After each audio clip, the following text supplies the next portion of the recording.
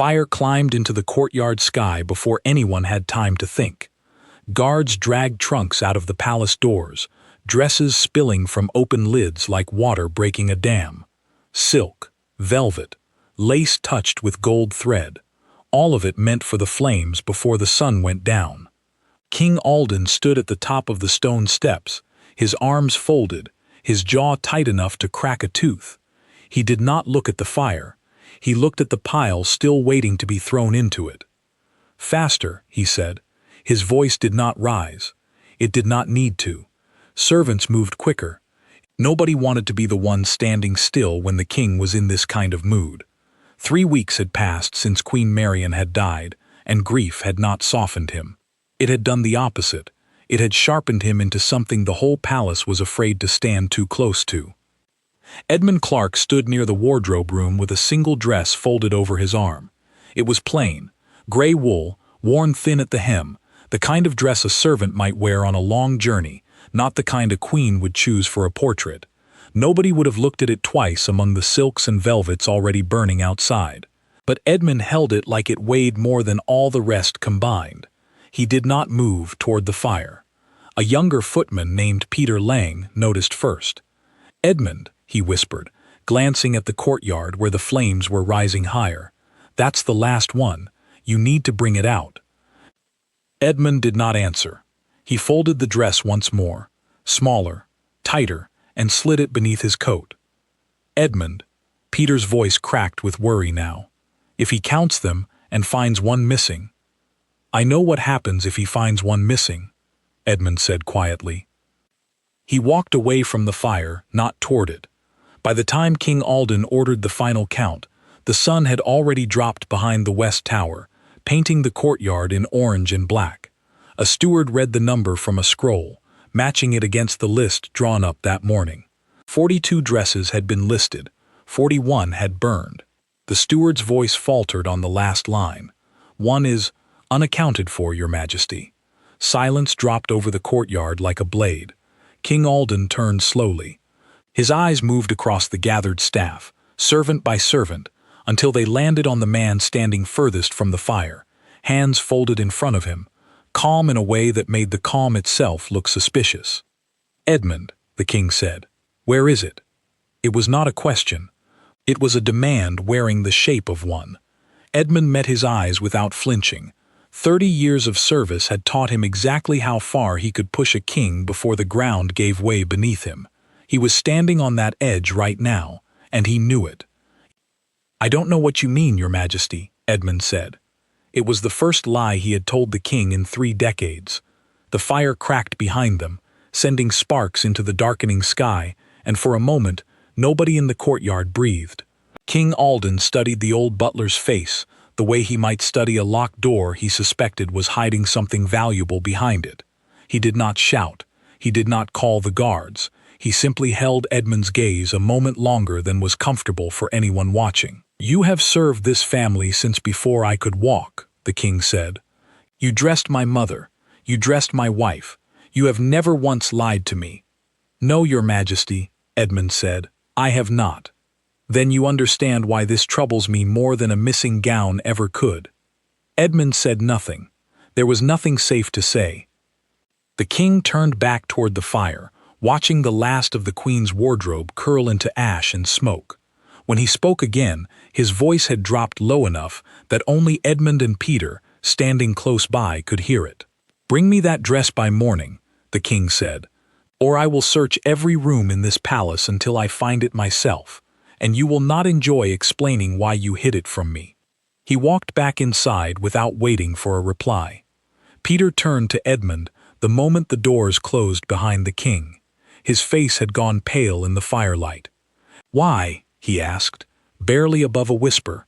"Why risk everything over one dress? It's not even her finest one. It's not the one from the coronation or the one she wore to greet the ambassadors. It's just plain." Edmund looked down at the shape hidden beneath his coat, the fabric pressed close against his ribs like something alive. "Some things aren't valuable because they're beautiful," he said. "Some things are valuable because of what they're hiding." Peter's eyes widened. Hiding? What could a dress possibly hide? Edmund did not answer that either.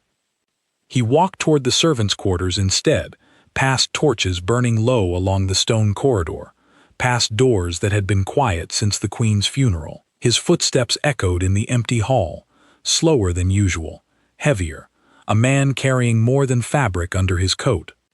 He reached his own small room at the end of the corridor and shut the door behind him. Only then did he pull the dress free and lay it across the narrow bed, smoothing the wrinkles with hands that were not as steady as they had been that morning.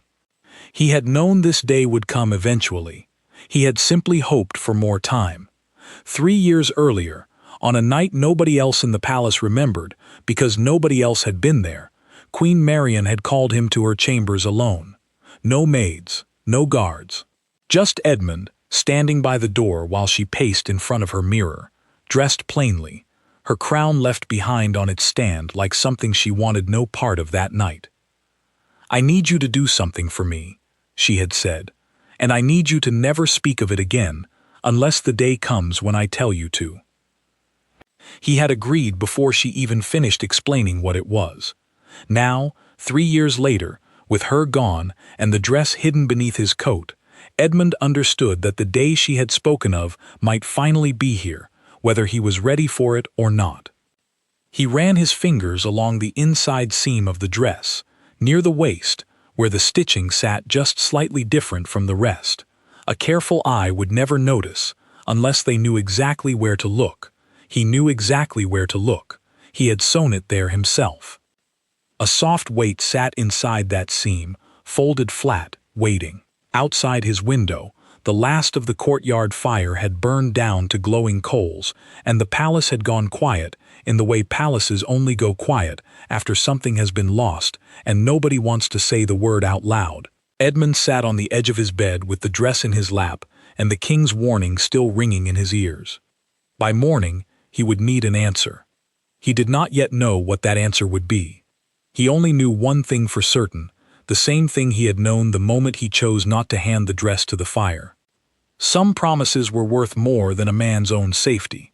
He folded the dress carefully, hid it inside a small chest at the foot of his bed, and turned the lock twice before blowing out his candle. Sleep did not come easily. Somewhere above him, in the private chambers of the king, he imagined Alden staring at the same dark ceiling, turning the same question over and over.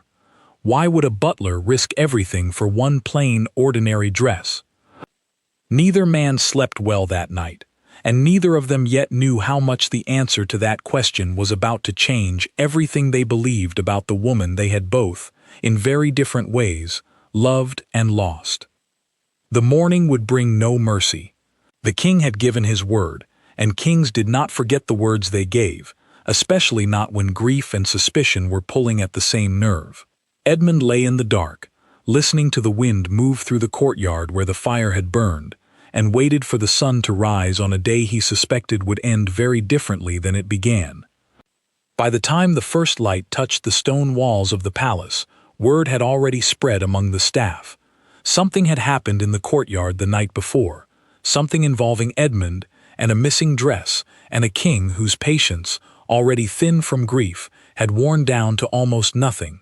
Whispers moved from kitchen to hallway, from stable to servants' quarters, each version of the story slightly more dramatic than the last. None of them came close to the truth. Alice Grant, one of the Queen's former maids, heard the news while folding linens near the east wing.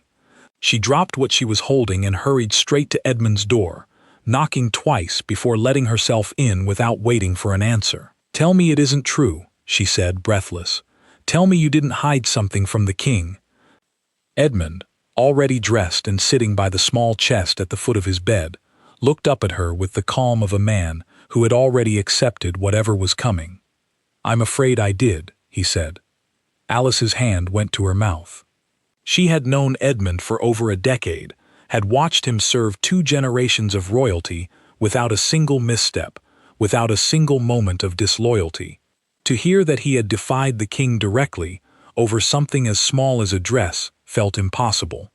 "Why?" she asked, echoing the same question Peter had asked the night before.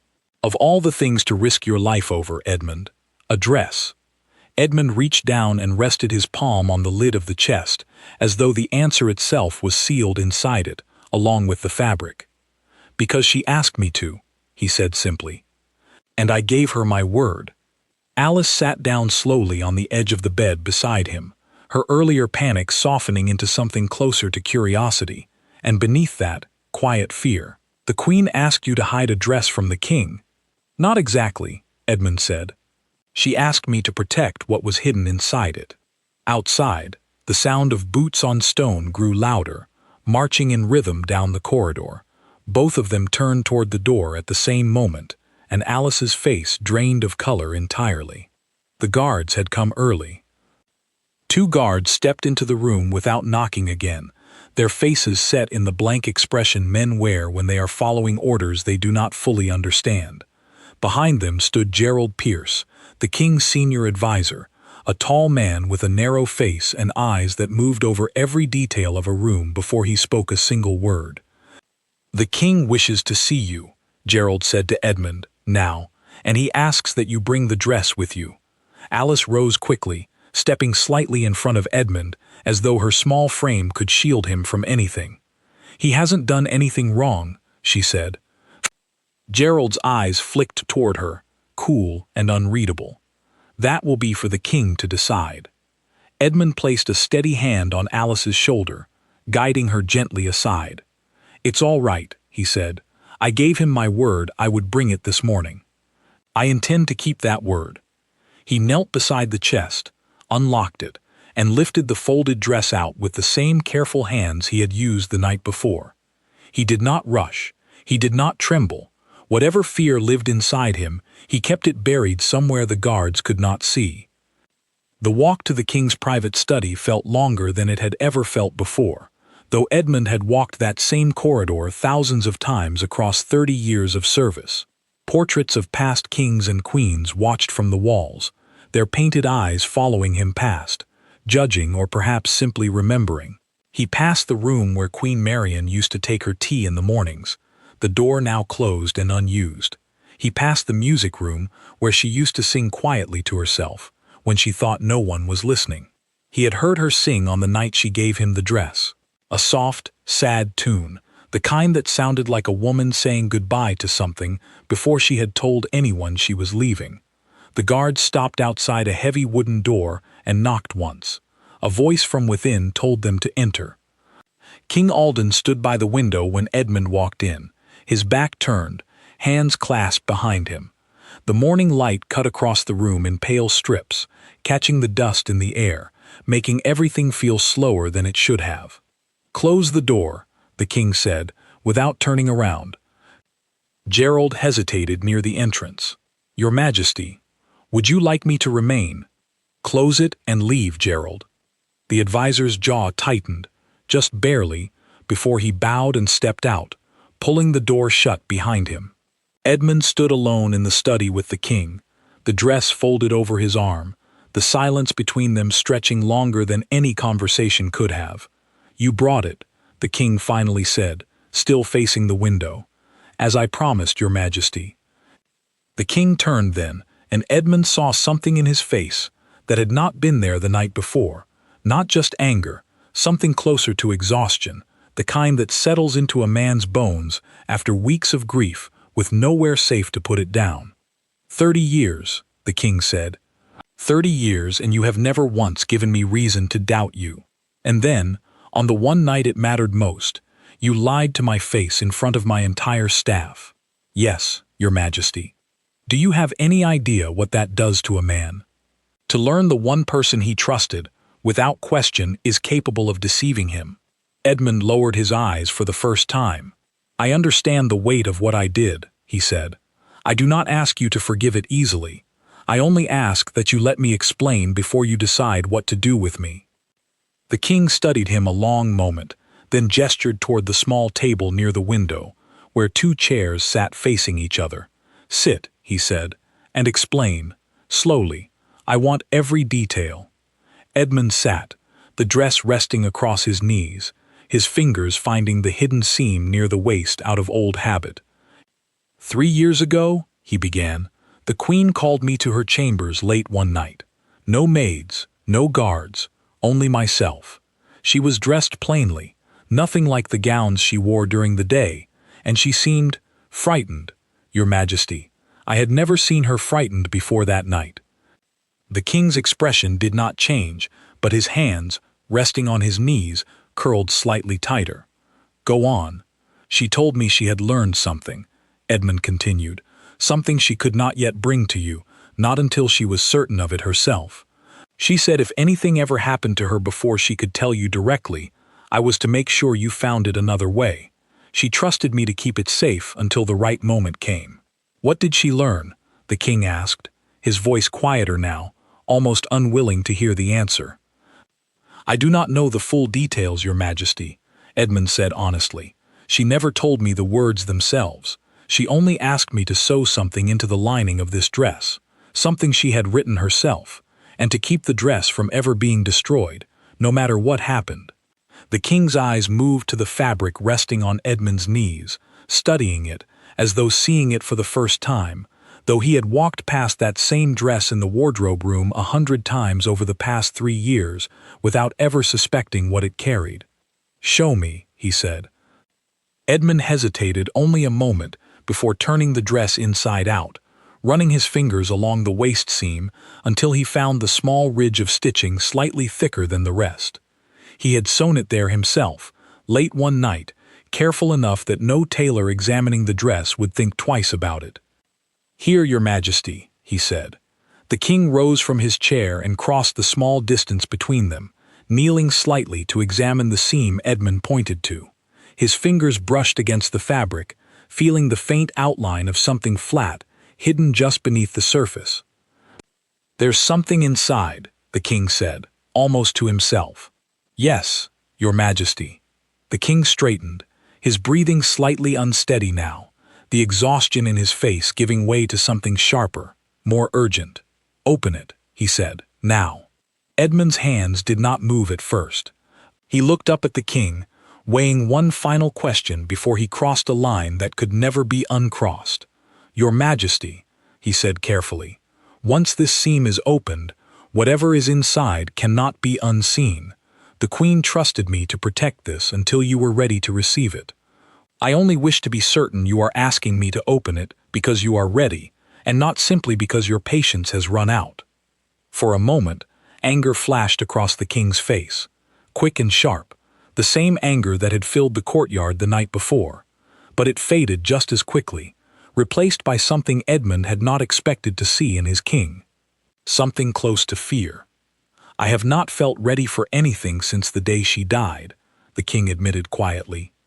I do not know if I ever will be, but I cannot spend the rest of my life wondering what she wanted to tell me and never knowing. Open it, Edmund, please. The please landed heavier than any command could have. Edmund nodded once, reached for the small knife he kept at his belt, and carefully began working the thread loose along the hidden seam, one careful stitch at a time, the same stitches he had sewn 3 years earlier with his own trembling hands, not knowing then what secret he was sealing inside, only knowing that his queen had asked, and that had always been enough. The king stood over him, silent, watching every movement, his whole body tense, as though bracing for a blow he could not yet see coming. Outside the study window, the palace moved through its ordinary morning, servants carrying trays, horses being led to the stables, guards changing posts along the outer walls, none of them aware that inside this one small room, 30 years of loyalty and 3 years of a hidden promise were about to collide with a truth that would change everything the king believed about his final months with his wife. The last stitch gave way. Edmund reached carefully into the small opening in the fabric and felt his fingers close around something thin and folded, tucked flat against the lining, exactly where he had placed it 3 years before. He drew it out slowly. A folded piece of parchment, yellowed slightly at the edges from time, sealed once with wax, that had long since been broken, likely by the queen herself, before she ever handed it to him. Edmund held it in his open palm for a moment, the weight of it far heavier than paper should ever feel. Your Majesty, he said quietly, this is what she asked me to protect. The king reached out with a hand that was, for the first time since Edmund had known him, not entirely steady. He took the folded parchment from Edmund's palm and stood there a long moment, simply staring down at it, at the handwriting he would have recognized instantly even from across a crowded room. Her handwriting. Marian's handwriting. He unfolded it slowly, as though rushing might somehow damage whatever truth was waiting inside, and his eyes moved across the first line written at the top of the page. Whatever those words said, Edmund watched the color drain slowly from the king's face, watched his hand tighten around the edge of the parchment until his knuckles turned pale, watched him lower himself back into his chair without seeming to notice he was doing it at all. "Your Majesty," Edmund said carefully, rising to his feet. "Should I leave you to read it in private?" The king did not answer right away. His eyes stayed fixed on the page, moving slowly, line by line, his breathing growing shallow, uneven, the exhaustion from the past 3 weeks collapsing into something far more raw and immediate. "Stay," the king finally said, his voice barely above a whisper. "I may need someone in this room who already knows part of the truth, because I have a feeling, Edmund, that what she has written here is only the beginning of something much larger than either of us understood." Edmund sat back down slowly, his own heart pounding now, uncertain of what waited on the rest of that page, only certain that the palace, quiet and ordinary just beyond that door, was about to change in ways none of its people could yet imagine. The king read the letter twice before he spoke again, and when he finally did, his voice sounded like a man forcing air through a throat that did not want to cooperate. "She knew," he said. "She knew, Edmund. Weeks before she died, she already knew." "Knew what, Your Majesty?" The king set the parchment down on the small table between them, smoothing it flat with a hand that still had not fully steadied. "Read it," he said. "You have already carried this secret for 3 years, without knowing what it said. You deserve to know now, as much as I do." Edmund hesitated, uncertain whether a servant should ever read words meant for a king's eyes alone, but Alden gave a small, tired nod, granting permission before the question could even be asked aloud. Edmund leaned forward and read. The letter began simply, the way the Queen always began things, with warmth before weight. She wrote of a quiet evening weeks before her death, a conversation overheard by accident near the Treasury offices, voices she recognized but did not expect to hear, discussing numbers that made no sense against the ledgers she had once helped review during the early years of her marriage. She wrote of following the thread carefully, quietly, telling no one, because she did not yet trust her own suspicion enough to speak it aloud. She wrote a name, Gerald Pierce. Edmund's breath caught in his chest, the same advisor who had stood in his doorway that very morning, the same man who had escorted him down the corridor to this very room, cool and composed, watching every detail. The letter explained that Marian had discovered discrepancies in accounts tied to trade agreements along the eastern border, sums that did not match what had been reported to the crown, money that seemed to vanish somewhere between collection and record. She wrote that she had confronted the discovery carefully, gathering small pieces of evidence over several weeks, careful never to alert anyone to what she was doing, afraid of what might happen if the wrong person learned she was looking too closely. She wrote that she intended to bring everything to the king directly, once she had enough proof that no one could deny or dismiss it. She wrote that she was close. She wrote that she was afraid. And then, near the bottom of the page, in handwriting slightly less steady than the rest, she wrote something that made Edmund's hands go cold as he read it aloud. "If something happens to me before I can tell him myself, do not assume it was simply illness or misfortune. Trust Edmund. He knows where I have hidden what I found.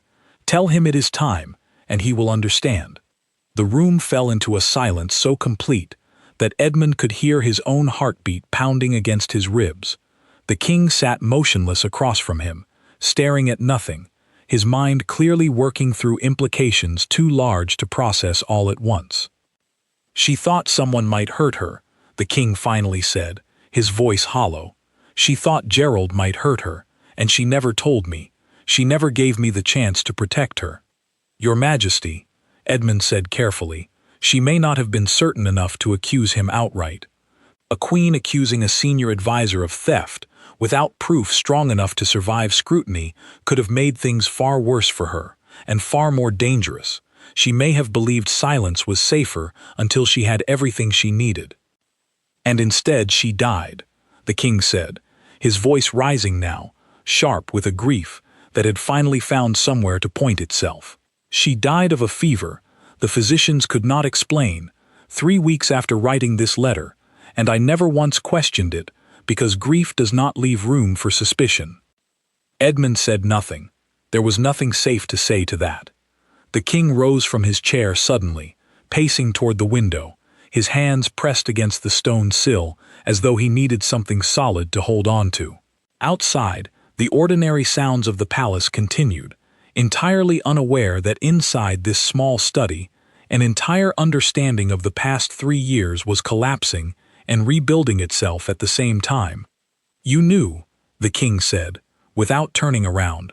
With all this time, you knew there might be more to her death than illness. I knew there was a letter, Your Majesty, Edmund said. I did not know its contents until this very moment. Same as you. She trusted me to protect the dress, not to read what was sewn inside it. I kept that trust exactly as she asked. The king turned back to face him, his eyes red-rimmed, but sharp now, sharper than Edmund had seen them since before the queen's death. Then you understand why I could not simply let that dress burn with the others, Edmund continued quietly. If I had handed it over that night, along with everything else, this letter would have turned to ash, along with 41 gowns nobody will ever miss. Whatever truth she was trying to protect would have disappeared with it, and Gerald Pierce would have walked free of whatever he did, for the rest of his life, without anyone ever knowing to look at him twice. The king was quiet for a long moment, processing not just the weight of the letter, but the weight of what Edmund had risked to make sure he received it. You could have told me sooner, the king said. Last night, in the courtyard, you could have simply said there was something hidden inside, and I would have understood immediately. Instead, you let me believe you had defied me for no reason at all, and you let the entire staff believe the same. Forgive me, Your Majesty, Edmund said, but I did not yet know if I could trust the situation enough to speak the truth in front of others. Gerald was standing only a few steps away when the Count came up short. If he suspected, even for a moment, that a hidden letter existed and that I knew where it was, I did not know what he might do to make sure it never reached you. The king's eyes narrowed slightly, understanding dawning across his face. You were protecting the letter from him specifically. Yes, Your Majesty, I could not risk him overhearing anything that might warn him his secret was still alive, waiting inside a dress nobody else thought to examine. For the first time since Edmund had entered the room, something like respect passed briefly across the king's exhausted face, quickly buried beneath the returning weight of grief and fury, but present nonetheless. Then he does not yet know we have this letter, the king said slowly, thinking aloud now, his mind already moving toward what needed to happen next. No, Your Majesty, as far as Gerald knows, you summoned me here only to answer for hiding a dress, nothing more. The king nodded slowly, pacing back toward the window, his expression shifting from grief into something colder, sharper, more calculating. Whatever softness had lived in him during the mourning weeks was burning away now, replaced by the same instinct that had made his father, and his father before him, capable rulers even in their darkest moments. Good, the king said. Then we use that. If Gerald believes this morning was only about a servant's disobedience, he will not yet suspect that we know anything about the accounts, or about what my wife discovered before her death. Edmund rose slowly from his chair, sensing the shift in the king's demeanor, the shift from a grieving husband into something closer to a ruler preparing for war.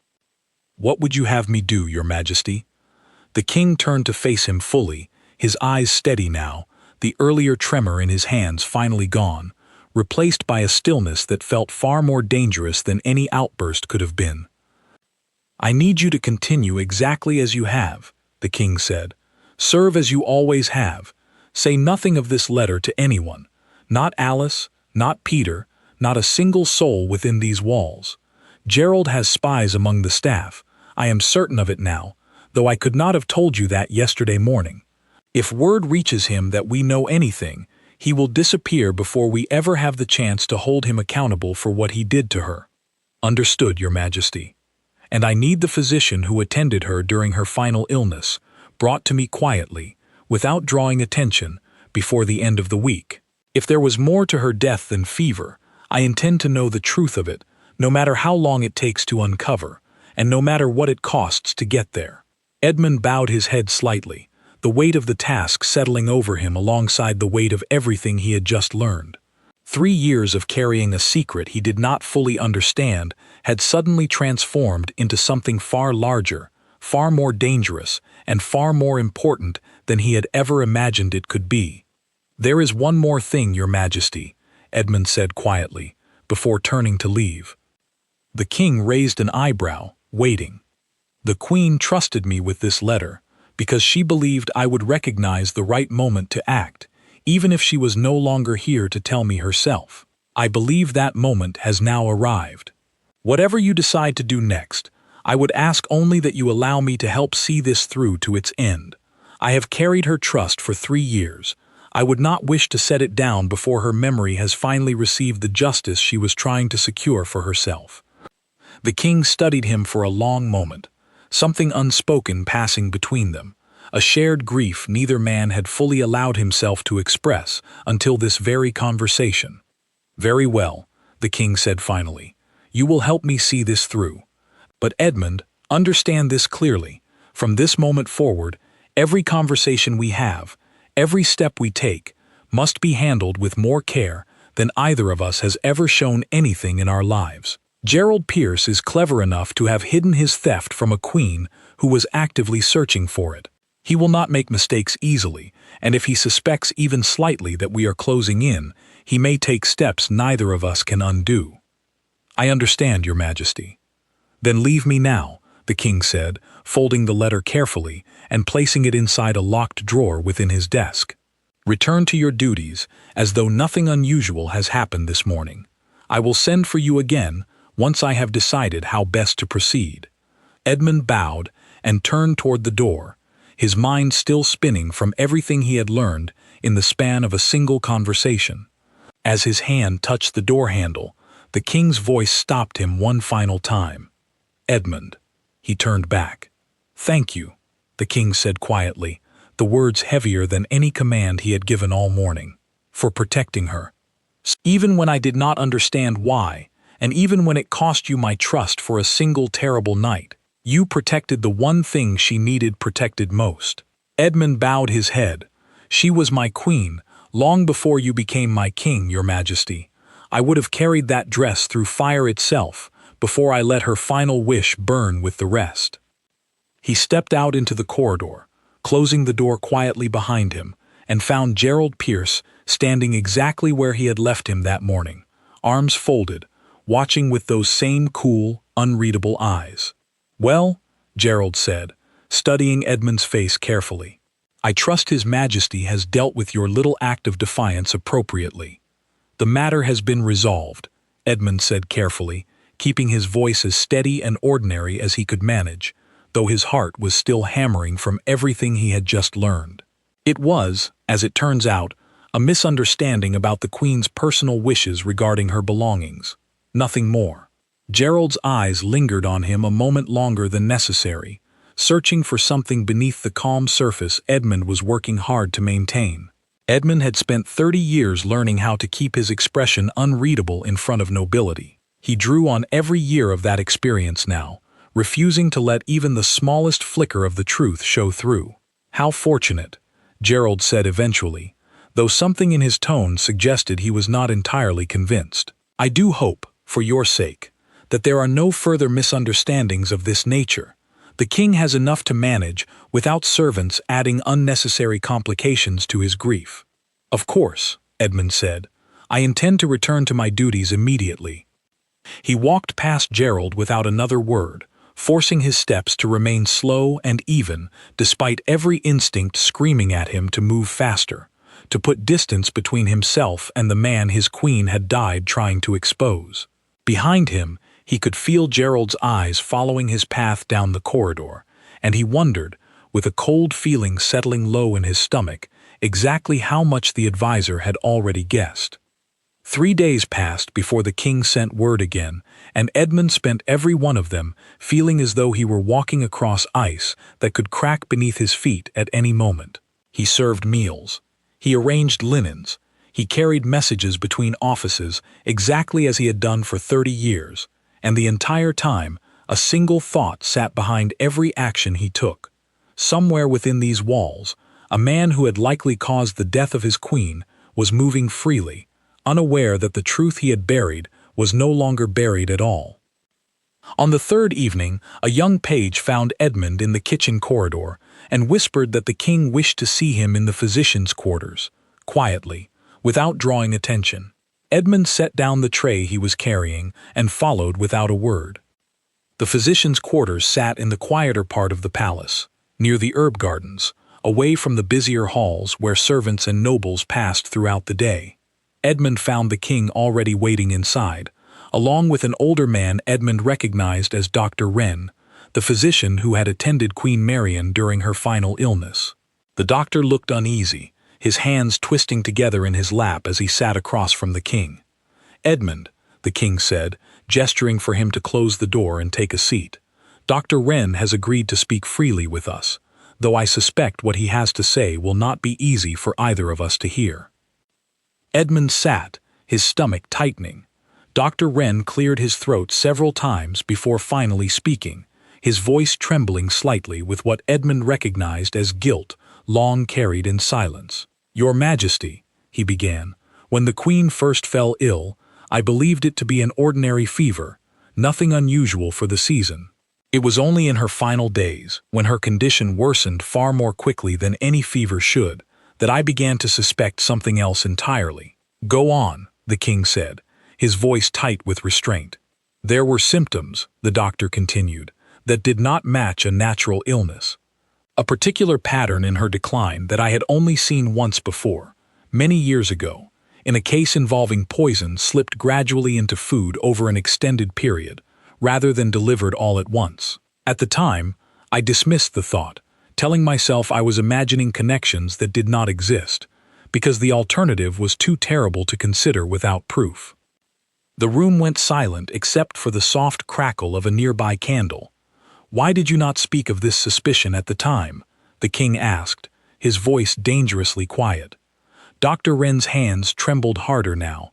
"Because, Your Majesty, I had no proof, only instinct, and accusing anyone of poisoning a queen without absolute certainty would have been a grave and dangerous act, one that could have cost me my own life if I was wrong, or worse, if I was right and the wrong person learned I suspected them."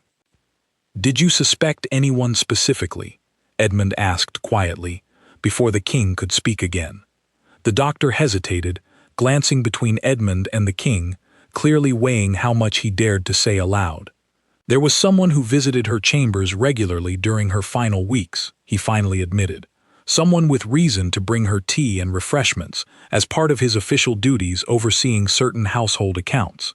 I did not think much of it at the time. It seemed an ordinary courtesy."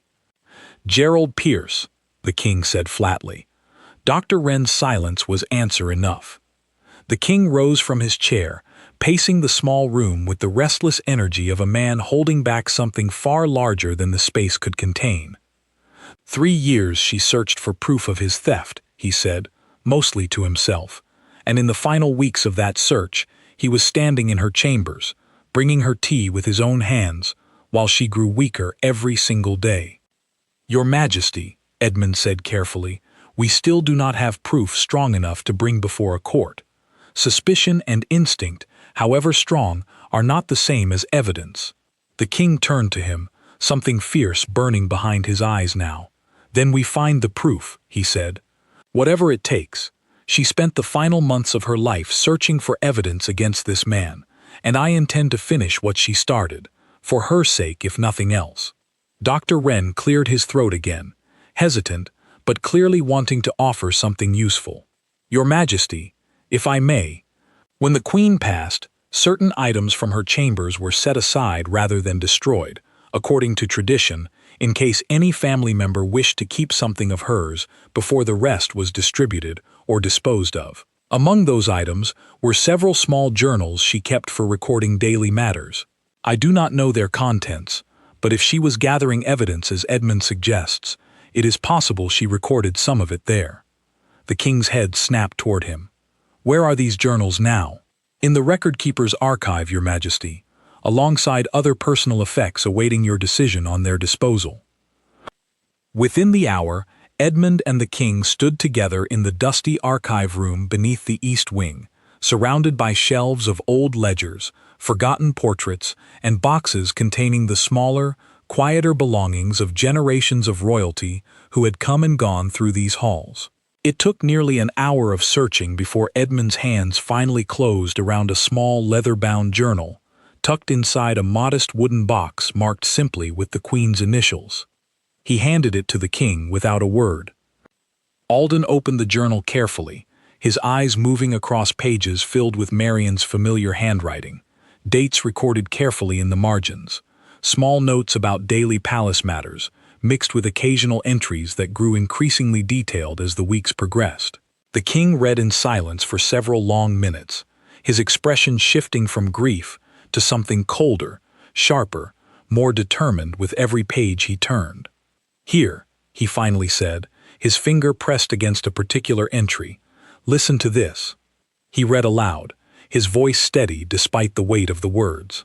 The Queen had written, in careful detail, about specific dates when trade shipments arrived along the eastern border, cross-referencing them against numbers reported by Gerald's office, numbers that consistently fell short of what the shipping records themselves indicated should have arrived.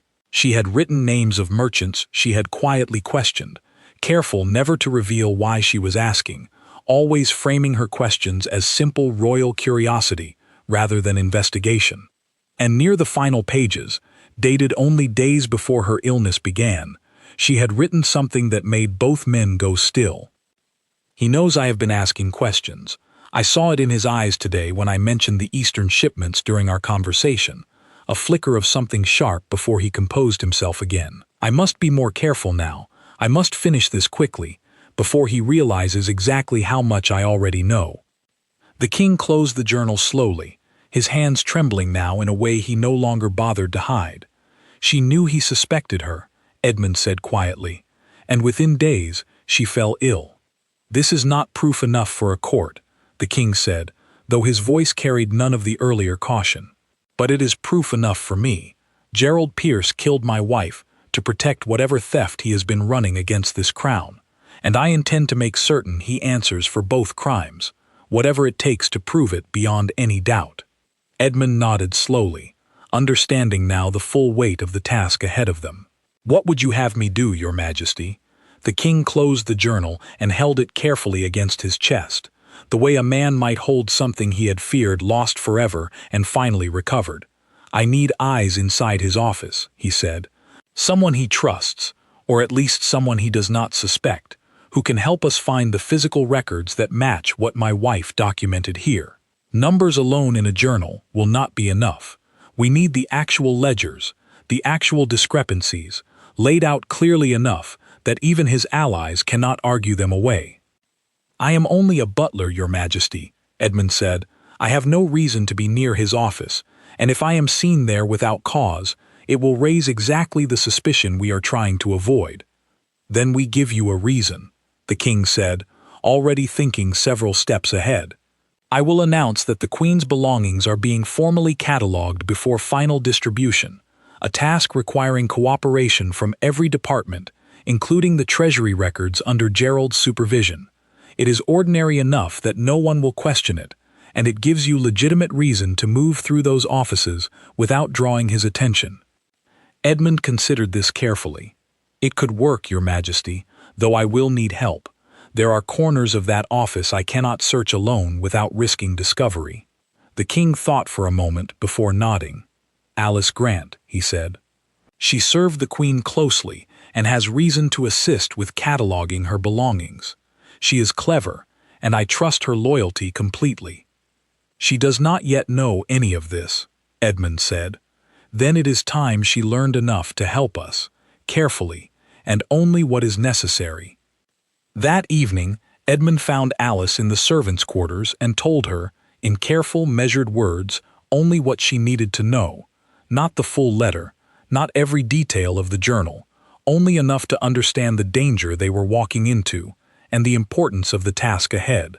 Alice listened with growing horror as the pieces came together in her mind, her hands pressed tightly against her mouth as Edmund finished speaking. "He was in her chambers," Alice whispered. "I remember now.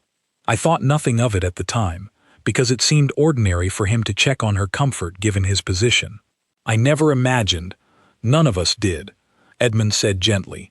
"That is exactly why he believed he could get away with it." Alice straightened her shoulders, some of the horror in her expression hardening into resolve. "Tell me what you need me to do," she said. "I owe her that much and more."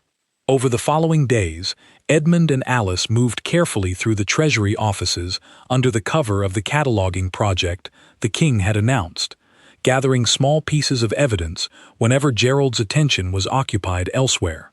It was slow, careful work, every document examined and returned to its exact place before anyone noticed it had been touched. Twice, Gerald entered the room while they worked, and twice Edmund forced his hands steady, his expression calm, engaging the advisor in ordinary conversation about the cataloging project, while Alice quietly slipped a folded paper into the lining of her sleeve. It took nearly 2 weeks before they had gathered enough, shipping manifests that did not match treasury records, payment ledgers with figures altered in ink, slightly different from the surrounding entries. A pattern once assembled together that painted a clear picture of theft carried out slowly, carefully, over several years, always small enough to avoid drawing attention on its own, but substantial enough, when added together, to represent a significant portion of the Crown's Eastern trade revenue.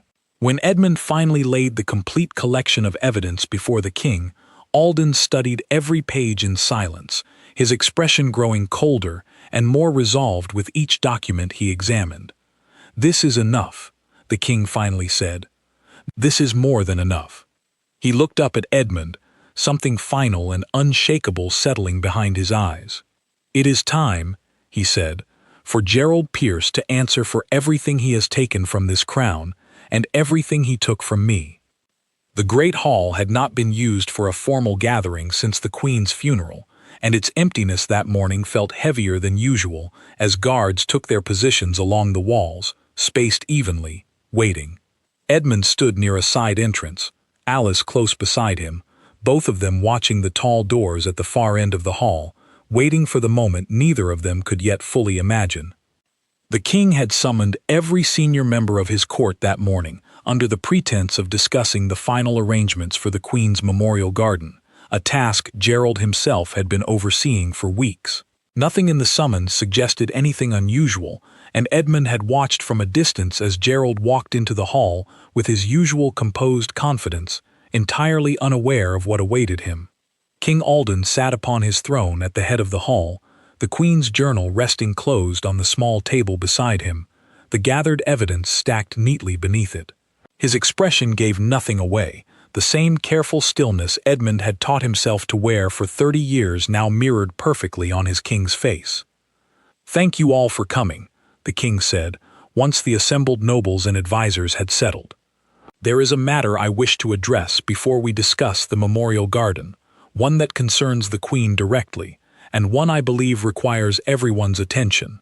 Gerald, standing near the front of the gathered group, folded his hands calmly in front of him, showing no sign of concern.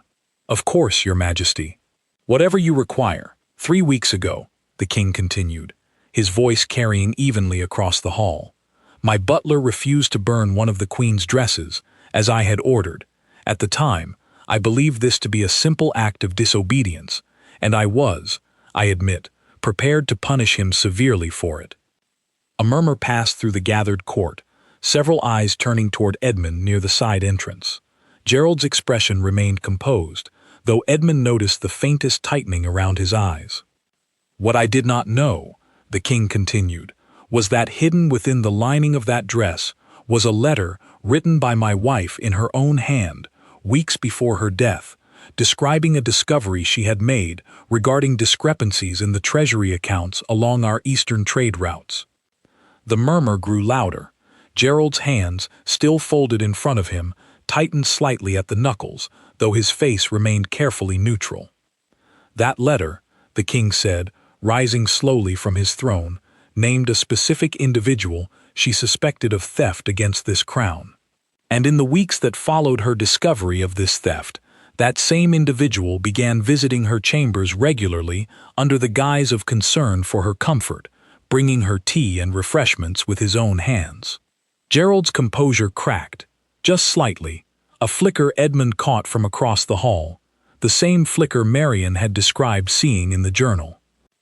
"Shortly after those visits began," the king continued, his voice growing sharper now, colder, "my wife fell ill with a fever our physician could not fully explain, one that worsened far more rapidly than any natural illness should, and within weeks she was dead."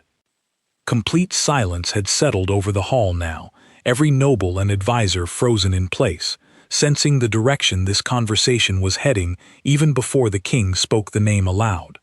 "Gerald Pierce," the king said, his eyes finally settling directly on the advisor standing before him. "I believe you know exactly why I have gathered everyone here this morning." For a long moment, Gerald said nothing, his careful composure warring visibly with something far more desperate beneath the surface. When he finally spoke, his voice had lost the smooth confidence it usually carried.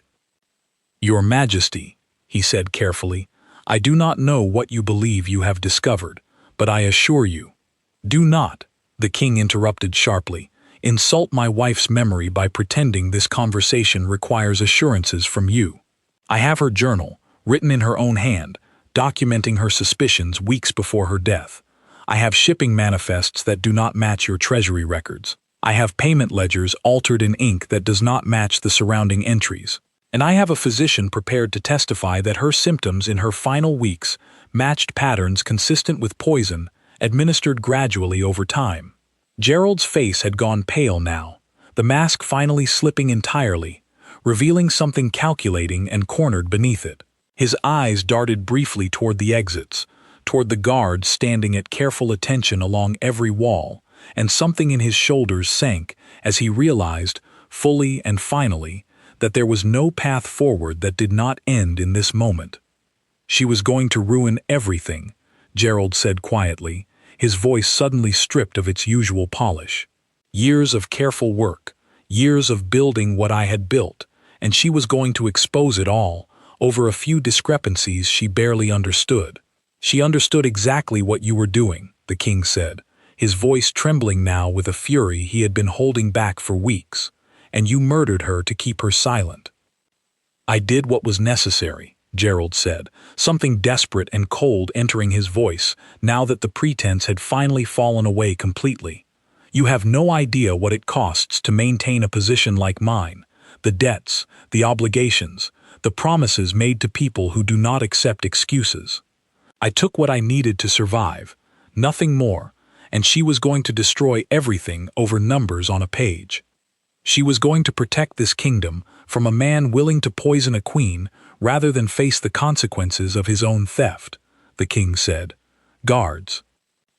The soldiers stationed along the walls moved forward immediately, surrounding Gerald before he had any chance to react, his earlier composure completely gone now, replaced by the wild, cornered look of a man who understood exactly how thoroughly his crimes had finally caught up with him. "You will be held," the king said, his voice steady, despite the emotion still trembling beneath its surface, "until a full trial can be arranged, where every piece of evidence gathered against you will be presented before this court and before the people of this kingdom. You will answer for the theft. And you will answer for what you did to my wife." Gerald said nothing more as the guards led him from the hall, his silence somehow louder than anything he might have said in his own defense. The gathered nobles watched him go in stunned silence, the full weight of what had just been revealed settling slowly over the room. Edmund remained near the side entrance throughout the entire exchange, watching the man who had caused so much grief finally led away in chains, feeling something complicated settle in his chest. Not quite relief, not quite satisfaction, but something close to both. Later that evening, once the hall had emptied and the palace had settled back into its ordinary rhythms, the king summoned Edmund to his private study once more. This time, no guard stood watch outside the door, and the atmosphere between them felt entirely different from the tense confrontation of 3 weeks earlier. "Sit," the king said, gesturing to the same chair Edmund had occupied during their first conversation about the letter. Edmund sat, uncertain what remained to be said now that justice had finally been served. "I owe you an apology," the king began, "for how I treated you the night you refused to burn that dress. I threatened you. I doubted 30 years of loyal service over a single night of behavior I did not understand. I am ashamed of how close I came to punishing the one person who was actually protecting everything I cared about." "You had no way of knowing, Your Majesty," Edmund said quietly. "I gave you every reason to doubt me that night, because I could not yet risk telling you the truth." "Even so," the king said, "I should have trusted 30 years of proven loyalty over a single confusing night. It is a lesson I will not soon forget." He paused, studying Edmund carefully for a long moment before continuing. "I asked you here tonight because I wish to offer you something," the king said. "A position of greater standing within this court, in recognition of everything you have done, not only in protecting the letter, but in helping uncover the truth about her death and bringing her killer to justice." Edmund considered this for a moment, then shook his head gently. "Your Majesty is generous," he said, "but I have spent 30 years finding purpose in service, not in standing. If it pleases you, I would rather continue exactly as I am, serving this palace and this family, than take on a title that would separate me from the work I have always found meaning in." The king studied him a moment longer, something like understanding, and perhaps even respect, passing across his tired features. "Then I will not insist," he said, "but I will ask one thing of you, Edmund, if you are willing to give it." "Anything, Your Majesty." "Stay close," the king said, "not simply as my butler, but as someone I can trust to tell me the truth, even when the truth is difficult, even when it requires the kind of courage you showed 3 weeks ago in that courtyard. I find I have very few people left in this palace I can say that about." Edmund bowed his head slightly. "You will always have that from me, Your Majesty. You had it from the moment I first served your mother, and you will have it until the day I can no longer serve at all." The king nodded, something settling more peacefully in his expression than Edmund had seen since before the queen's death. "There is one more matter," he said, rising from his chair and crossing to a locked cabinet near the far wall. He withdrew the plain gray dress, carefully cleaned and mended where Edmund had cut the seam to retrieve the letter, and laid it gently across the desk between them. "I want this preserved," the king said, "not burned, not forgotten, but kept somewhere safe, somewhere I can visit when I need to remember what she was willing to risk to protect this kingdom, even at the cost of her own life." "I will see to it personally, Your Majesty," Edmund said. The king nodded, his eyes lingering on the fabric a moment longer. "She would have been proud of you," he said quietly, "for keeping your promise, even when it meant risking everything you had built here. She was worth every risk, Your Majesty," Edmund said. "She always was." In the weeks that followed, Gerald Pierce stood trial before the full court. The evidence gathered by Edmund and Alice, laid out in careful detail, the Queen's own journal read aloud as testimony from beyond her grave. Justice, delayed though it had been, arrived in full, and the kingdom slowly began to heal from a wound it had not even known it was carrying. The gray dress found a permanent home in a small private room near the Queen's old chambers, preserved carefully behind glass, a single quiet reminder of the courage it had taken to protect a truth that mattered more than any gown of silk or gold thread ever could. Visitors to the palace in later years would sometimes ask about the plain, unremarkable dress kept with such obvious care among finer, more elaborate garments. The staff who knew the story would simply smile and say that some things were treasured not for their beauty, but for what they had once been trusted to protect. And Edmund, walking the same corridors he had walked for over 30 years, carried that truth with him every single day, a quiet reminder that loyalty, real loyalty, sometimes meant carrying a burden alone, for as long as it took, until the moment finally came to set it down.